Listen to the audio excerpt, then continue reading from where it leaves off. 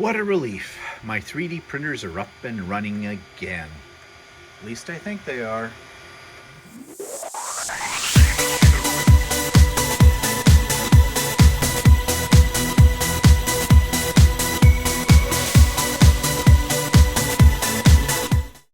Good morning, everybody. It's Stephen here for Bland Designs and the Idiot Quilter, and welcome to my weekly vlog for Monday, January the 23rd, 2023.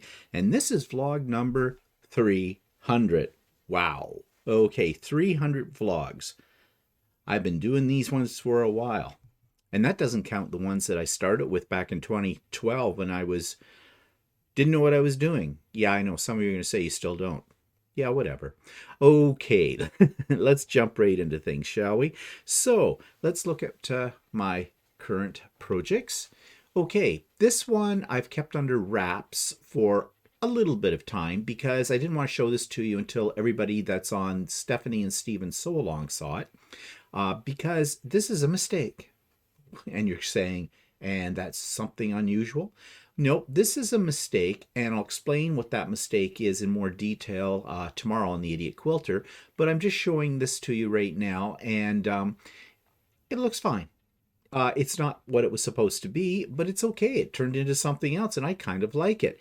And it's got a modern vibe to it, I think. Again, I'll discuss that in more details tomorrow on the Idiot Quilter if you're interested.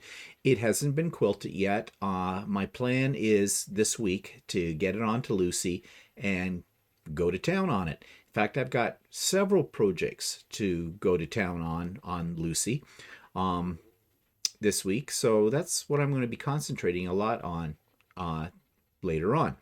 Okay, so that and this.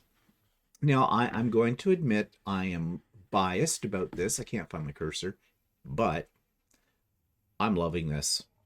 I really am.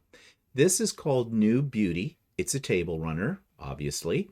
And this was one that was done in the embroidery machine. It's an in the hoop project, and I absolutely love it. I love the style of a New York Beauty, which this is a takeoff from, or an adaptation, whatever you want. And yeah, it took a little time to put together, but well worth the effort. And I'm really pleased with it.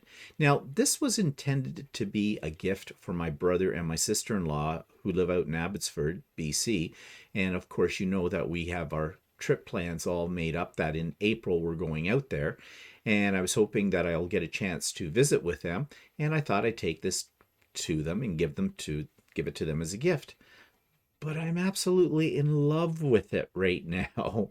So I don't know if I want to give it up. So it's sitting on my dining room table. Well, yes, I can make another one.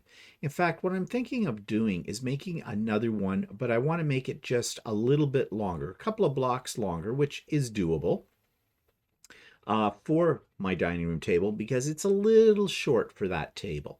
But anyways, there it is, and its fate is yet to be determined. And I'll talk more about the process of making one of these tomorrow on Idiot Quilter. Let's see, that takes me to, let me get my buttons correct here. That takes me to YouTube channel of the week. This one is somebody's name. His name is Paul Jackson, and he has a very interesting channel, and well, you'll see what I mean. This week's YouTube channel of the week is called Paul Jackson, and this is an individual who posts some very interesting videos, and again, one that I stumbled upon by accident. And the reason that I've been watching some of his videos is because he has a series on here, and let's just see if we can go to the playlists and find it. He had a series on here called A Very British Hotel. And in this series, he really looks at the behind the scenes about some of the very expensive and famous hotels in London. And it's kind of a behind the scenes look at these places and how they operate. But from there, as you know, YouTube will give you recommendations for other sites or for similar videos you might be interested in. And so this took me down a garden path here, or a rabbit's path, or a rabbit's warren. I don't know, one or the other. It took me down a happy little trail where I saw a lot of videos about other famous hotels, some of them that we've actually been to, like in Singapore at Raffles, which is the home of the Singapore Sling, the drink. But he has other things on here that I have yet to explore that look very interesting, as you can see just by going through and looking at just the different titles.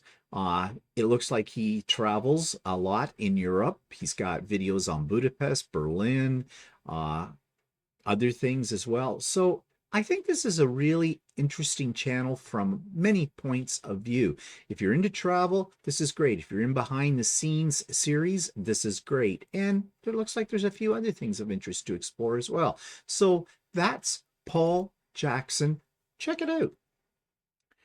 So the link for Paul Jackson is in the show notes below. There is also a link for other things that are coming up, like Craft and Chat. A little bit more about that later on. There is also my permanent link for sewing with me when I happen to be online. Um, yeah, you're saying, are you really? Because some of you probably went ahead and clicked on that and I never answer. I just haven't had a chance. And speaking of that, I need to have a pop-up sew day at some point as well. But the weekends for pop-up sew days have been busy lately, as you're going to hear about again later on in today's episode. So I'm going to try to make an effort to find a day very soon when I can just spend my whole day doing nothing but sewing, and you can join me then if you click on that link. Okay, there is also a link for Stephen Walter Live, another eclectic program. There was a few little quirks during the program that happened that have never happened before, and I think that has something to do with YouTube. It wasn't something at my end. I don't think it really affected people that were watching because nobody said it did. It affected us at our end. It was weird, very weird. I know that YouTube has been doing a couple of things again. And every time that YouTube does something to the algorithm, they don't, first of all, they don't tell you they want to do it.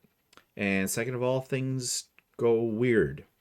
And of course, Google, who owns YouTube, they're just as tight-lipped about any changes like Apple is. You know, if something goes wrong with Apple, they'd never admit that it's their fault or that they're doing something. And this is how YouTube works as well. So anyways, but we got through the episode and we talked about a lot of different things. Yeah, well, you'll have to watch it if you weren't there to see what I'm talking about. Talked a little bit about relationships and that. That was the serious end of it. But there were other things that weren't so serious. And you know, you always have the option to fast forward through parts that are of no interest to you. So that's okay. I won't know that you did that, so it's not going to hurt my feelings. What else is there? There is an episode, last week's episode of The Idiot Quilter is listed, and So Chatty as well. So Chatty, this past week, we talked about how you select colors for the projects you want to do. Some people, when they get an embroidery machine, are really intimidated by color choice because, well, first of all, there's so many you can pick from. And yeah, manufacturers of the files that you use on your embroidery machine are trying to get you to buy their thread that they also manufacture. So yeah, but we show you how to get around that, how we make it ours and not theirs when you're working on a project in machine embroidery.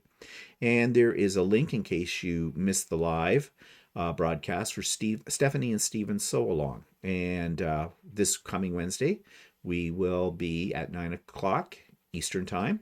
We will be doing session 3. So if you're following along, you know all about that. If you're not, but you want to, you can catch the rebroadcasts of the past ones that you missed. And if you can't make it for the live, they're always rebroadcasted. You can get involved that way too. So lots of opportunities there for you to participate. Okay, so that takes me to what's outside my window. Okay, speaking of technology not working, for those of you that watch me on a regular basis and pay attention to this segment, this is not my front window. This is my backyard. Because I take these pictures through my Ring camera, and for some reason, my front door Ring camera is not connecting to my Wi-Fi. have to look into that further today. That happens every now and then. I can tell you this, the ring technology is wonderful when it works. When it doesn't work, it's a pain in the butt. It really is. And we're very committed to Ring these days because we now have a Ring security system as well in our house.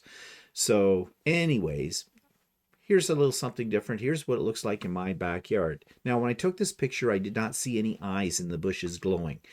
And you may think I'm being funny about that. I am not. You've heard me say this before. We have a forest right behind us. It's actually a Boy Scout reserve.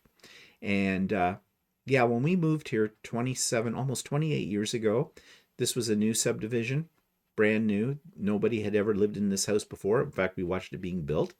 And we picked this lot purposely because it backs onto a forested area, which is supposed to be protected for life. No one can ever build there because it's the way that the Boy Scouts, what's in their contract or whatever, it was willed to them actually by the original owner, Colonel Sam McLaughlin, who was also the president of the Canadian branch of GM for many, many years. Plus, he was a great philanthropist.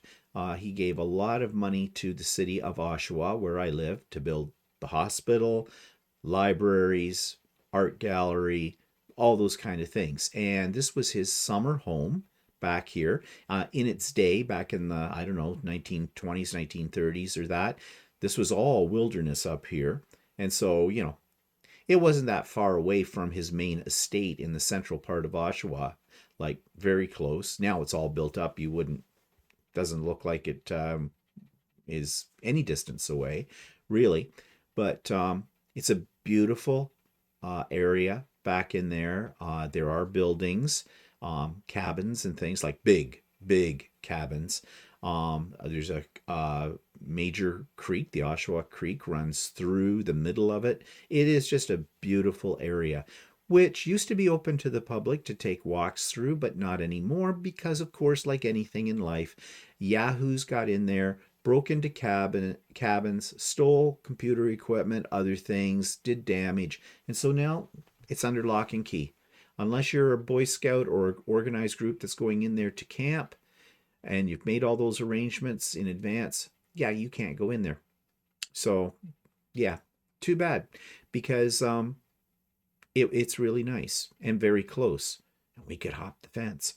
Well, when we first moved in, there weren't any trees here. There were trees, but they were small. Now they're huge. And look, we have our own Christmas tree kind of a thing. It's on the other side of the fence, but it is starting to come over to our side, which I don't know. It doesn't bother me. It's not wrecking anything. It just looks pretty. So right now you can see we got snow. Yes, we got snow. It's not, it looks like a lot. It's not really a lot. And there's a good chance this may be gone by the middle of the week. I don't know. But it's so pretty. So, you know, looking at the snow on the trees, it's very wintry, Christmassy kind of look to it. Of course, it is still dark outside right now when I took this picture, because right now as I speak, it's 7:30 in the morning and it's still dark. I think the snow has stopped. I think we're supposed to get more later in the week. We'll see. But it is very pretty. And I don't see any little footy prints in the snow when I took this picture, because we have lots of wildlife. And that's what I meant about the eyes. The eyes in the bushes, because they do glow at night. Primarily bunnies. But we do have coyotes. Actually, they're causing a bit of a controversy right now with the people that are on the app next door or whatever. But those people get their little knickers in a knot over the smallest of thing. I mean, they're coyotes. They run around back there. They don't cause us any grief or any harm. Just don't let your little dog out because it may become a 2-bite brownie. But, you know, kind of a thing. Because they're probably hungry this time of the year. And you hear them. You hear them howling and yipping away at about 3 o'clock in the morning sometimes. This is not unusual. We did have deer. When we first moved into this property, we had deer back there. In fact, we had a deer on our front lawn. I remember that once within the first year that we lived here. But the deer have gone away. I don't think there's any deer back in there anymore. At least we've never seen them. Of course, can you see the deers for the tree? And I think there's probably raccoons. But the funny thing about the raccoons is we have never had a problem with raccoons. Now, our neighbors did. A family of them got up into their attic and they had to have them humanely removed from there. And but we luckily have not had any problems with them. And we suspect that maybe the reason is that the coyotes are kind of keeping them at bay, you know? Nature does its thing. Um, and we have lots of other kinds of wildlife out there as well. You know, you have your skunks. I'm sure there's a few snakes, although where we live, we really don't have any real poisonous snakes around. Yeah, all kinds of critters in the back.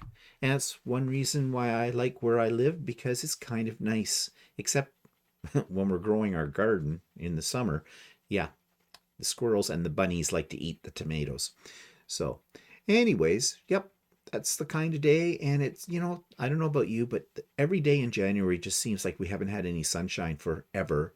And it is starting to get to us. Well, Walter and I were talking about it yesterday, and we've got to do something about, getting out, doing a few things, finding some things to do, because we're really pretty much getting cabin fever again.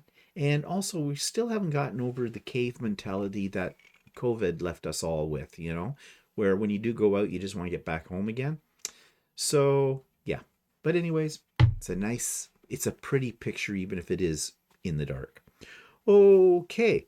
So that takes me to what's pissing me off this week. Well, all right.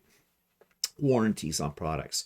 We know that when you get a new product, most warranties are not more than a year. Most of them are like 90 days. If you get one that's longer than that, bonus. But of course, there's all kinds of fine print in those warranties, which basically says, we don't care. We're just writing this up for you to make you feel like you're getting something for nothing, but you're not. That's the way it works. Well, in 2005, yes, picture it, 2005, many moons ago, we decided that we wanted to have one of those shower surround installations. They're all vinyl or whatever, put into our shower stall. Because before that, it was all ceramic tile and you have to constantly grout it, and you have problems, you get cracks in it. And we decided we would invest in one of these surrounds. And we went to a company that still exists called Bath Fitters. You may have heard of them. There's other ones like them too.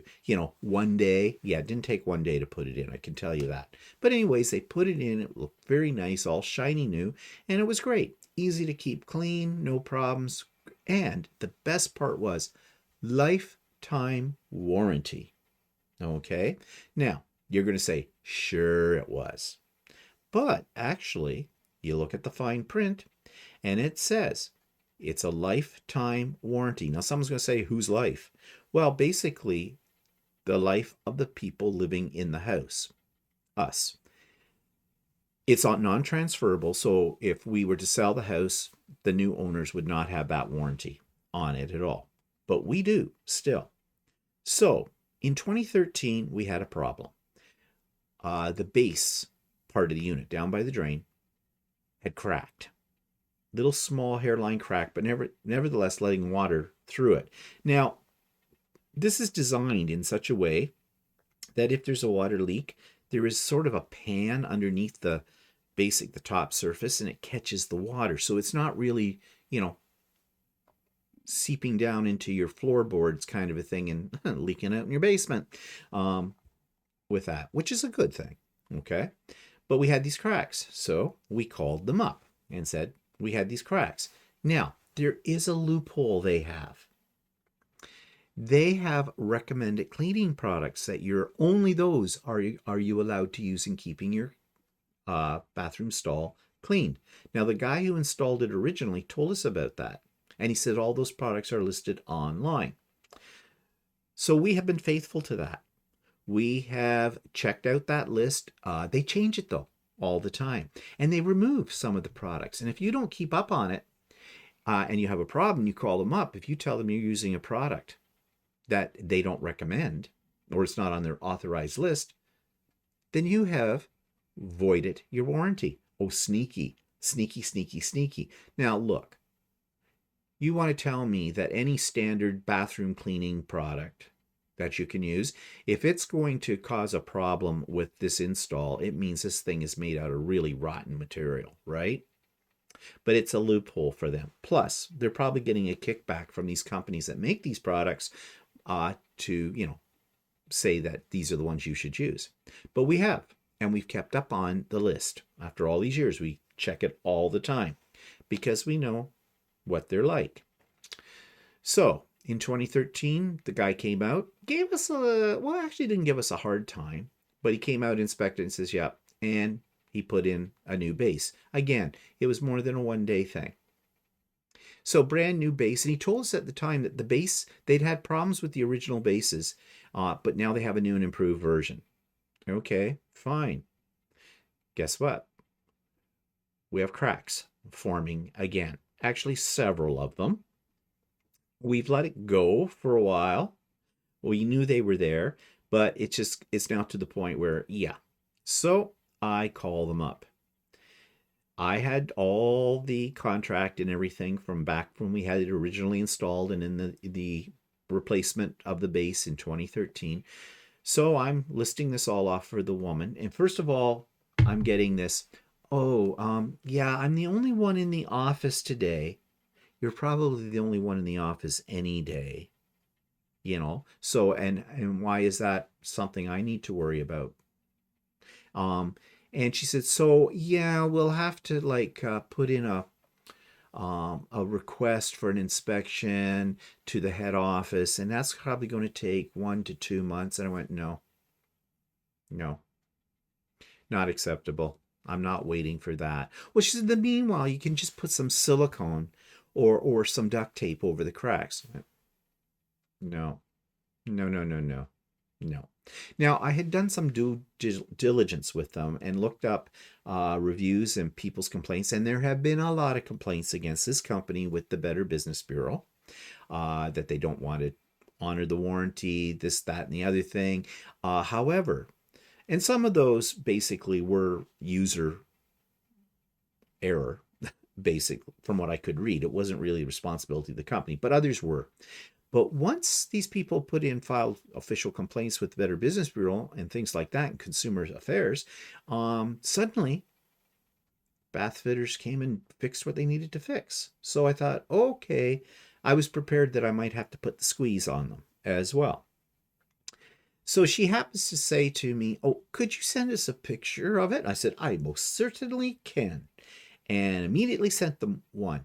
And I got an email coming back that said, yep, they put in a work order for this. It'll probably be 1 or 2 weeks before they get a response from head office for this. And I said, okay, fine. So I'm giving them 2 weeks. If I don't hear anything from them by the end of next week, I'll be calling up my friend. I think her name is Kaylee. I'll be giving her a call and an email, and I have this all documented in the whole bit. They will be fixing it. Believe me, they will be fixing it. So, yeah, but I mean, this just makes me think about nobody stands behind anything they make. They take your money and they run, don't they? And we know that. We know that from like appliances. You buy a new appliance, the average lifespan of any kind of major appliance, kitchen appliance or laundry room appliance, is 7 years. 7 years. It used to be 10. That's the average life. That's not the warranty, because you don't get that kind of warranty on them at all. So yeah, I'm just dreading, knock wood, cross my fingers. My refrigerator is quite an age now.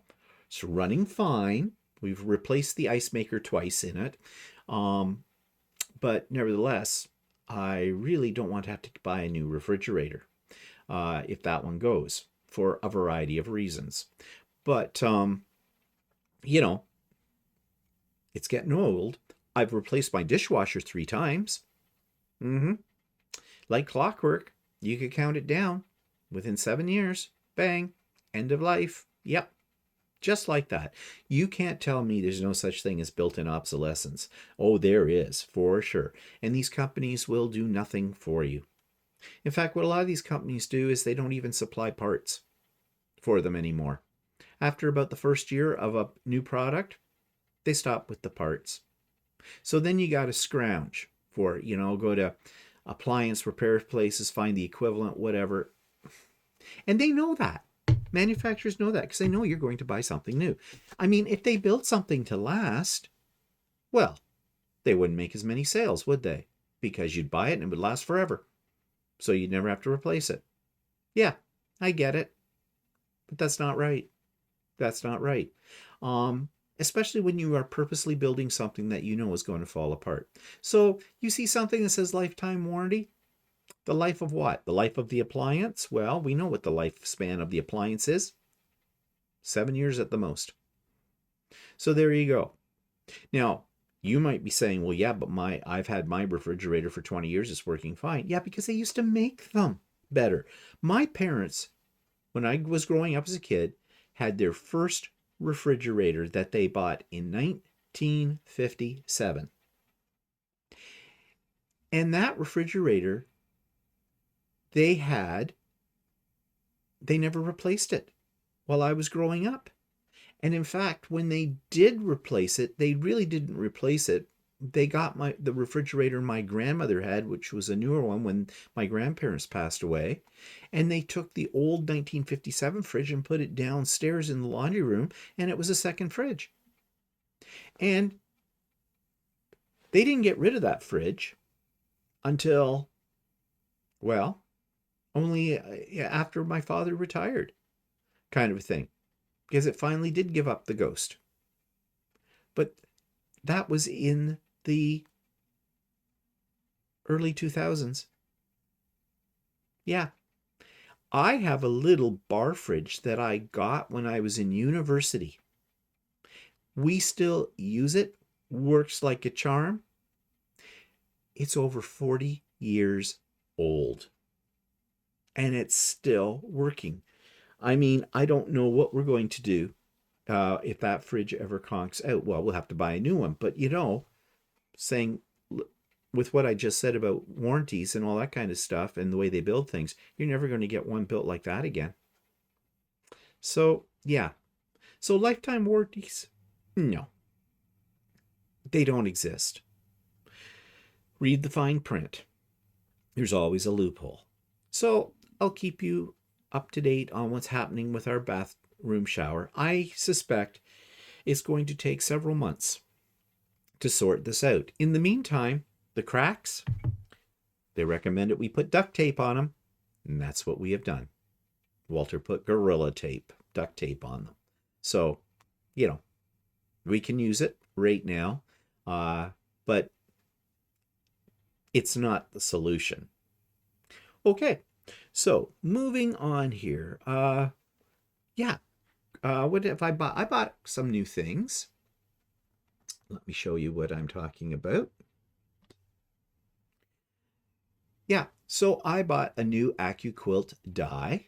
You know how I love my AccuQuilt. And I bought this one, and I had been trying to get this one for a while, and it was always out of stock, but it finally came in. And it's called Cleopatra. And you can see there's a picture of the blocks that it makes. I think they may be very complicated. This will help make the pieces for it. But so I'm going to have to try, a couple of sample ones to get the hang of how this goes together. But I think it's going to make really a gorgeous quilt. And it reminds me of sort of an Art Deco style. And that is something I really like. So yeah, that's a project coming up at some point in time.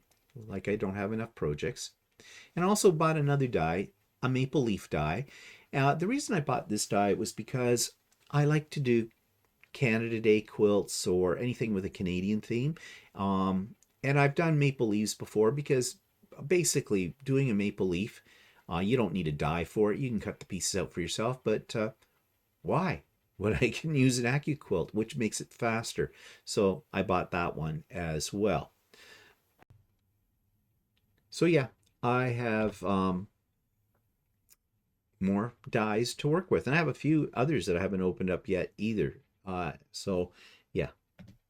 Okay, so other projects. Well, our grow lights. You know that we got a second grow light, and we've got it all planted. And let me just switch to a picture. Now, this is the original one, and we've had a good harvest of lettuce out of that. And Walter trimmed back some of the herbs and things. We put them in plastic bags, Ziplocs, and froze them, so they're great for cooking. Not good for throwing in a salad because it'll be mush, but they're great for cooking, and we have used some of them for that. You can see our chives are a little sparse right over there, but Walter did plant more lettuce in that one as well, and the lettuce that we had cut back is coming back up again. So yeah, we've got a good harvest going there. And on the second grow light, the newest one, let me just show you the picture of it. A little difficult to see because right now the lid on this is down very low, but you can see some little shoots coming up, blurry. We've got tomatoes in there, little cherry tomatoes. They're called dwarf tomatoes. We're trying that. We've got peppers in there, and I was surprised. Those seeds have only been in there a little over a week, and they've already germinated, and they're starting to come up. On the package or something, it said it was going to take like 30 to 60 days or something like that for them to germinate. So that was really quick. And we have some more lettuce in there. And we're going to try green onions as well. We were at Walmart yesterday and they've already got their seeds out for the season and a package of them. And I picked up a package of green onion seeds. And Walter said, "Ooh, that's good," because he tried to get green onion seeds last year to plant in our containers outside and couldn't find any anywhere. So we latched onto one of those. I don't know how well they'll do in a grow light environment, but hey, this is an experiment. Nothing ventured, nothing gained. So yeah, I'm really enjoying this. As you know, I've mentioned it before. I really like being able to come down to the rec room, and when I'm going to make a salad, I clip up some herbs. I clip up some lettuce and that, and throw it in, and it's nice. Talk about organic, because there's no preservatives, I haven't fooled around with their DNA. They're not genetically modified, GMO. They don't have any spray on them or anything like that. It's just, well, it can't get any fresher than that, can it? And wow, yesterday we were at a little marketplace, and I looked at the price of their lettuce. Holy crap. They wanted $4.99 for a head of iceberg lettuce. But right beside it were these really nice bunches of romaine. Looked really great, $2.99. So I bought a package of romaine lettuce. Now, mind you, we ate some of that last night in a Caesar salad, and it was a little bitter, the romaine. Maybe that's why it was less than the iceberg. I don't know. But we're trying this. I can't wait for the summer to come. Except Walter said something about we might have to plant a little later in the season because first part of June we're going to be in the East Coast. And who's going to water the plants? Because they pretty much need to be watered almost every day out in the containers. So I don't know. We'll have to see about that. I wonder if we could get some kind of a soaker hose or something that we could rig up something that and on a timer. Might have to think about that. Anyways, yep. So I love having green stuff in the house, especially when it's so gray outside. Okay, so what else? Well, I got my 3D printer fixed. I fixed it. It was a stepper motor. It was easy to install. Works like a charm. I have one printer that's still giving me some problems, and I'm not sure what the problem is, and it's the one that I got for nothing. If you remember back, a friend of mine, he hated this thing, and he gave it to me. And I've done a lot of adjusting of it, and I have had it print okay, but what it's doing now is there's just one little row of filament that isn't printing properly, and is causing a weak spot in the finished product to the point where you can actually take your product and break it in half at that. It's a weak spot. So I don't know why it's doing that. I need to do more research about it and figure that out. But anyways, I'm really happy that I was able to fix the other one. And it's just another thing I'm adding to my repertoire of knowledge about 3D printers and how to build them, how to make them work. Okay, so blasts from the past trips, and we keep wishing we were in Australia right now. We really do, especially when I watch these videos from our last trip. So this is the north end of Sydney.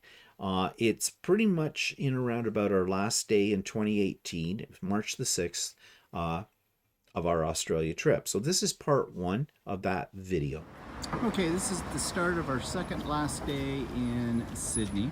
So we are making our way towards the Harbour Bridge, and last year Christmas, we actually on Christmas Day climbed the Harbour Bridge. This time we're going to actually walk across it like a pedestrian and maybe stop at the art gallery as well, see what's new since a year ago. So, more excitement. Okay, so right now we're on the Harbour Bridge, and you can see the Opera House, and there's a Carnival cruise ship in port.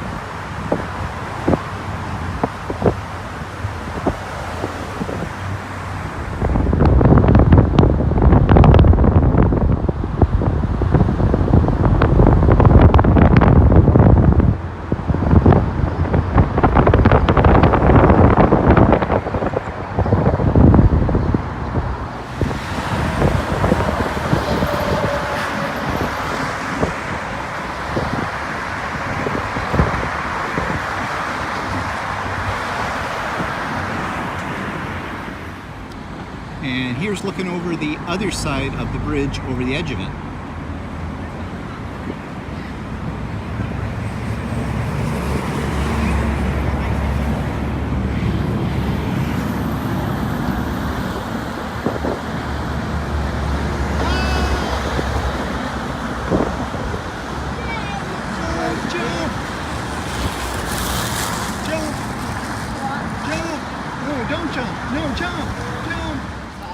And here comes Walter down the stairs, making little noises. I can't hear what he's saying. Don't know what it is. Walks like the A&W route there. And so this is the north of Sydney. And I don't know where we're going to end up. Walter's looking at his GPS right now to figure out where we are and where we should go. And this area is called Billy in North Sydney.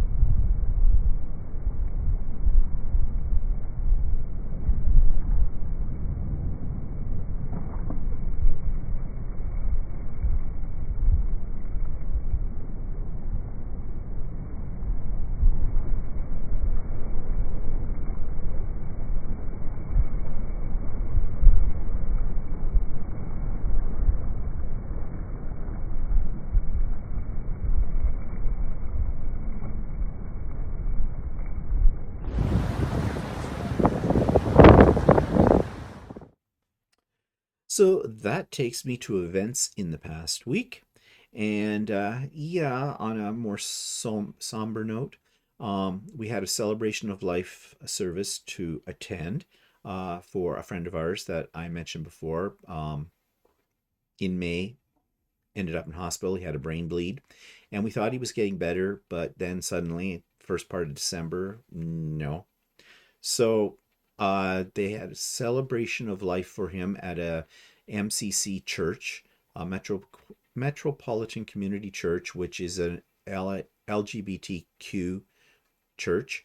They had a service there for him, a celebration of life, and they broadcast it live on YouTube. Um, so we were able to watch it. We didn't go into Toronto for this one, and I'm glad we didn't. We watched it on YouTube. Actually, that's the way to go with things like that. The reason we didn't go into Toronto, well, we have many reasons for it, but right now there's no place to park where this church is located. We also pretty much were sure we wouldn't know a lot of the people that were going to this because there were a lot of people that he had worked with and some family as well. A lot of his family do not live close by.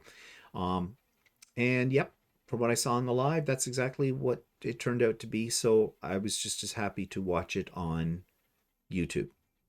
Um, we have another one though coming up. This one's local. It's right here in our city, at a hall. That one we will actually go to, and that's next Saturday as well. And so one of the reasons why I haven't announced a pop-up sew day for quite some time is because life has gotten in the way. We've had the celebrations of life, and next weekend we have one. The weekend after that, we are at an in-person sew day again, the one with Walter's sewing class kind of a thing. And I like to do the pop-up sew days on a Saturday, so those people who work during the week and can't make Craft and Chat can come to that. So I'm sorry about that I haven't been able to do them as frequently. I mean, we had Christmas and New Year's too that interrupted things. So I'm hoping probably into February that I'll be able to maybe do a couple there. We'll see. But anyways, yeah, life happens, doesn't it?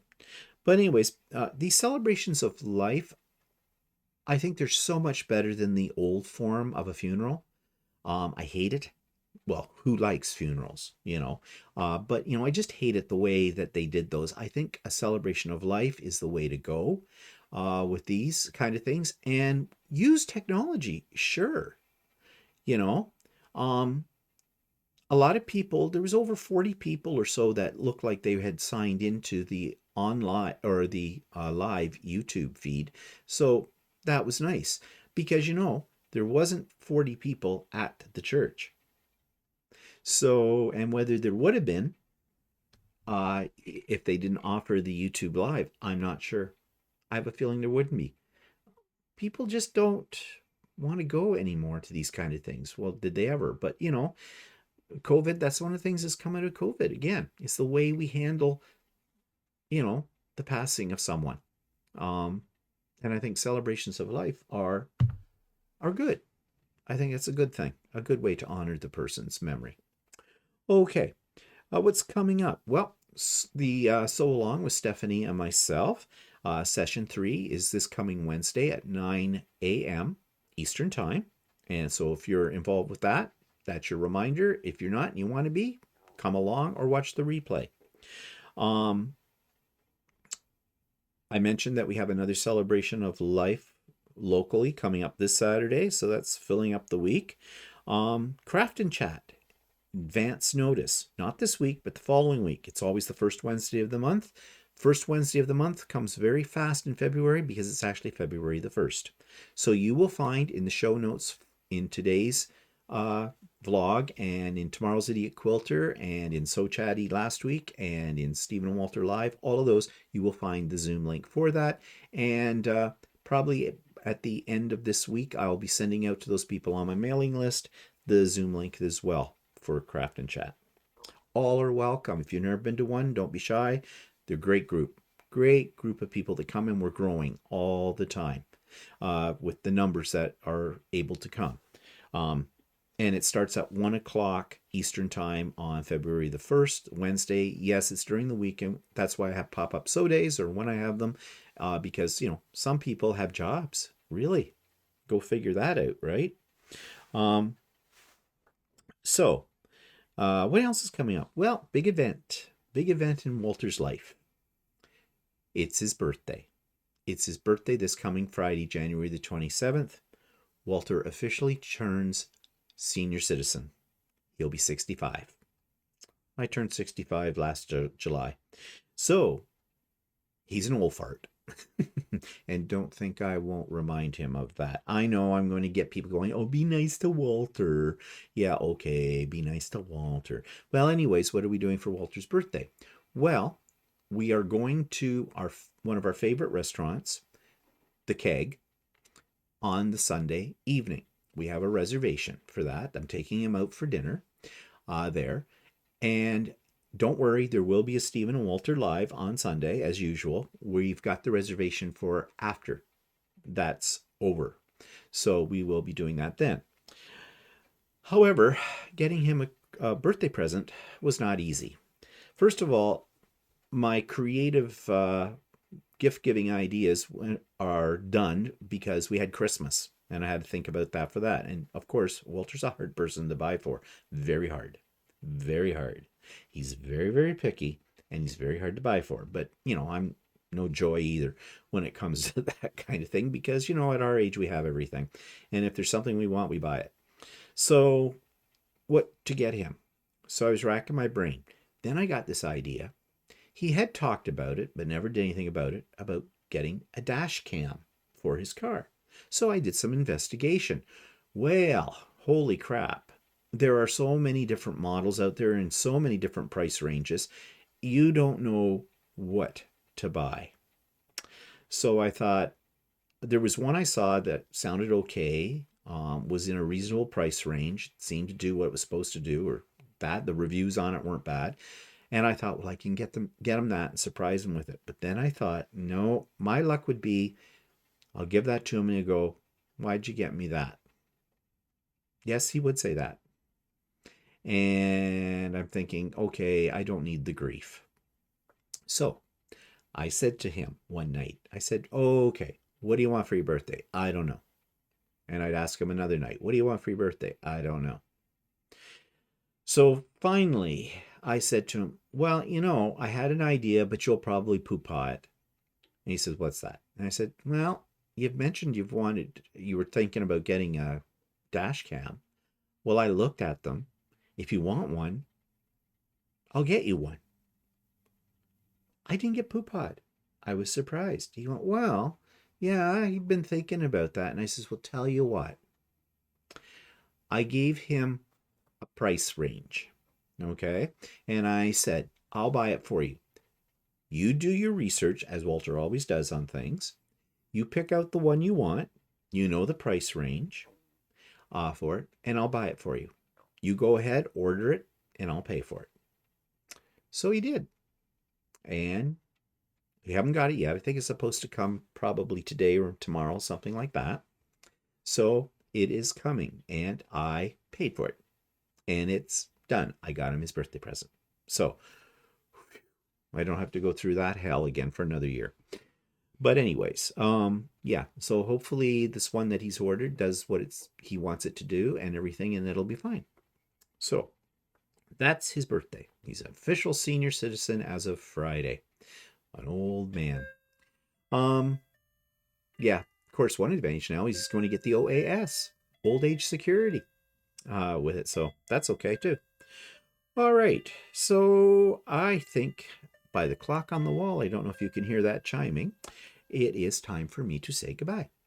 And I hope you have a really great week. Tune into everything else that I put up during the week, and we'll see you later. Bye-bye for now.